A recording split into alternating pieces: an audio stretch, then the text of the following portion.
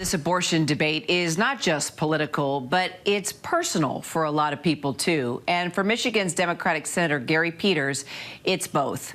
He has written and talked about a very painful and heartbreaking decision that he and his wife had to make. And he joins us now to share that story with us. Senator, good to see you.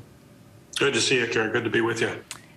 Well, you definitely have a unique story here and perspective. You're one of the first sitting senators, actually, to open up about your own family story of abortion. Walk us through the experience, please, and why you felt it was important to share this. Well, I think it's an important story to share because it's actually a very, very common story. Although I may be the first to come forward with this story as a member of the United States Senate, unfortunately, families all across America deal with situations like this on a regular basis. This is a situation where my first wife and I were expecting a baby, one that we both wanted, very clearly wanted, and was looking forward to bringing into the world. But then in the first few months, after about 4 months into the pregnancy, my wife's water broke. She went to the doctor, and the doctor said clearly this was not a pregnancy that was going to be able to go to term. Amniotic fluid was out, and that the fetus was going to die. But he did still hear a faint heartbeat, and so he said, you need to go home, and you'll likely have a miscarriage tonight because there's no way that this baby can come to term.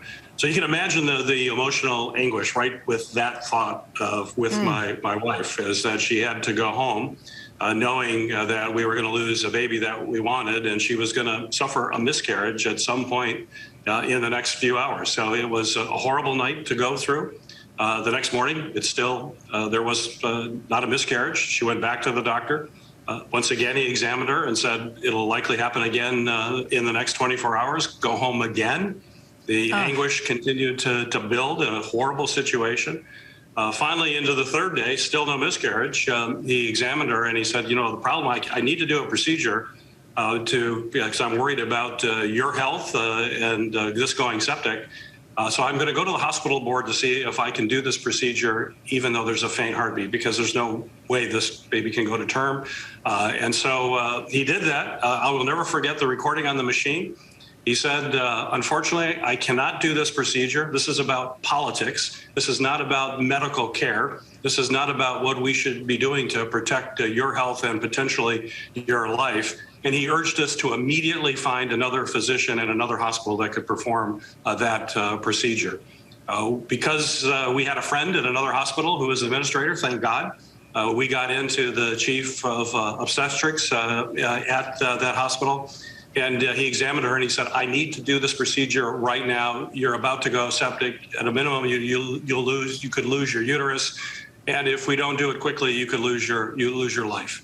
This is a situation where politics clearly got in the way of what's best for a family, what's best for the health and the potential life of a woman.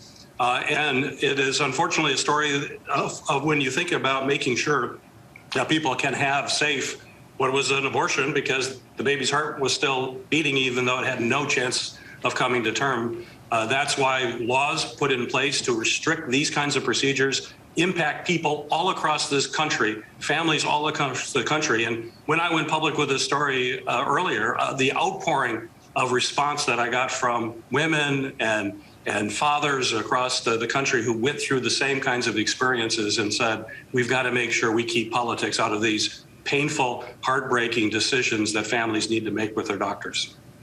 Wow. I mean, it's just, the story is, I mean, just as a woman and as a mom, I can't even imagine being in that position. And how did you find, was it just faith in the doctor when the doctor said, this has to happen, even though you hear a heartbeat, this has to happen?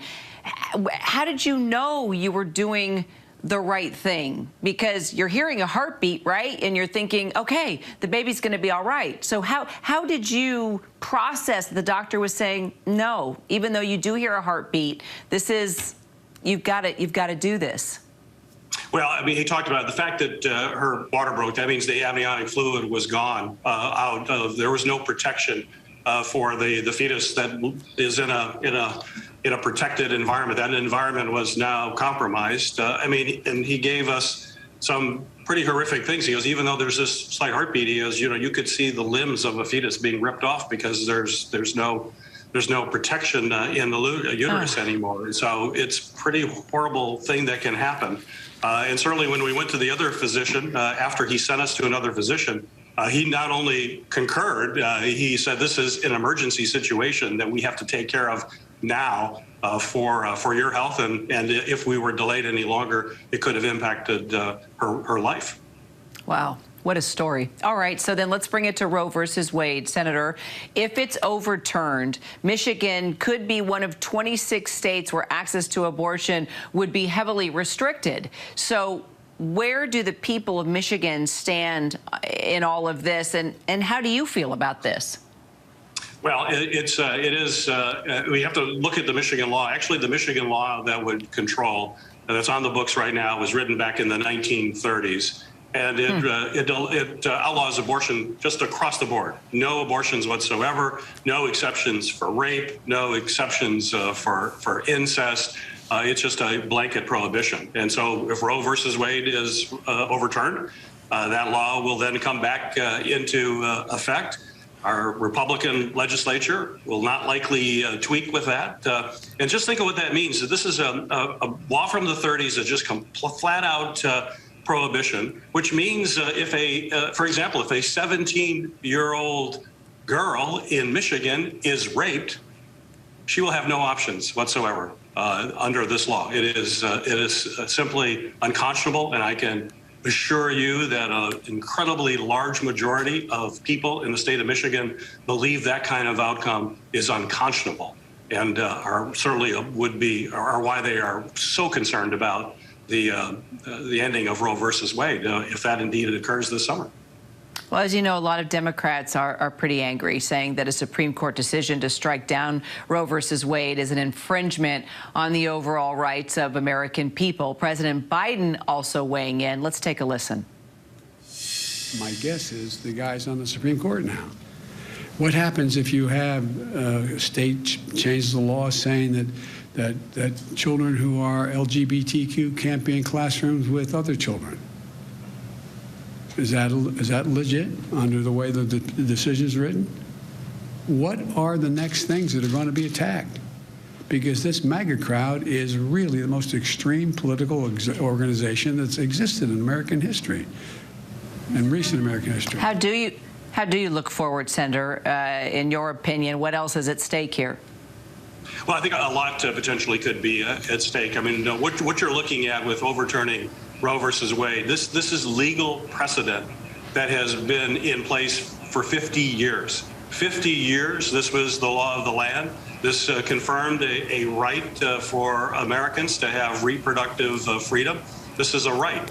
And now you have the Supreme Court taking away a right. I don't know if that's ever happened in the history of the Supreme Court, where rights are taken away from the American people.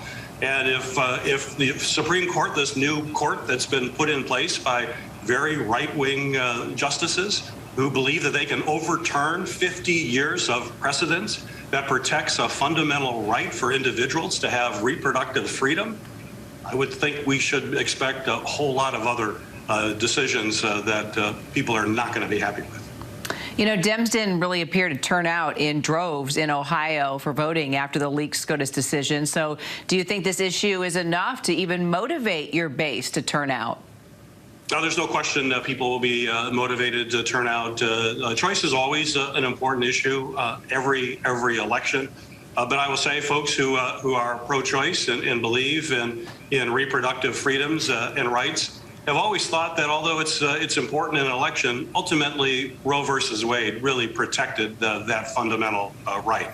Now, if that goes away, which we appear to be on the way to see that happening, if that goes away, now Roe versus Wade out of the picture, now things truly are on the ballot. This is no longer an abstract concept for people. This is real life, and it's going to impact people in real ways. People like families who face a situation like I faced with my first wife in a pregnancy that we wanted. You can imagine what people will experience if Roe versus Wade is overturned. And as a result of that, people are going to know they have to make their voice heard. And the most effective way to make their voice heard is voting for pro-choice members of Congress who will stand up and hold up the values that we share. Finally, yesterday, I'm sure you heard Senate Minority Leader Mitch McConnell reacting to the leaked opinion. Let's take a listen. I want to underscore the separation of powers. This is the Supreme Court's job to investigate the leak. The Chief Justice has indicated that's exactly what he's going to do. And I hope that the leaker, who is extremely likely to be found, given the limited number of people who have the ability to access early drafts of opinions, will be dealt with as severely as the law may allow. So what do you think? Is the person responsible for the leak of this opinion, this draft opinion, a priority for the Democratic Party? No, it's not a priority. Certainly, we don't like leaks, and that's not a good thing. But bottom line, you're talking about a Supreme Court decision potentially coming forward that's going to impact the lives of millions of people in this country. The fact that Leader McConnell is trying to distract Americans from what really is at stake here is, to me, makes no sense. Or it clearly shows that he's concerned that he knows that this position is not in the mainstream. It is not supported by the majority of the American people. And if this decision goes forward, he and his party are likely to pay a huge price. Senator Gary Peters, appreciate your time today. Thank you so much. Thank you.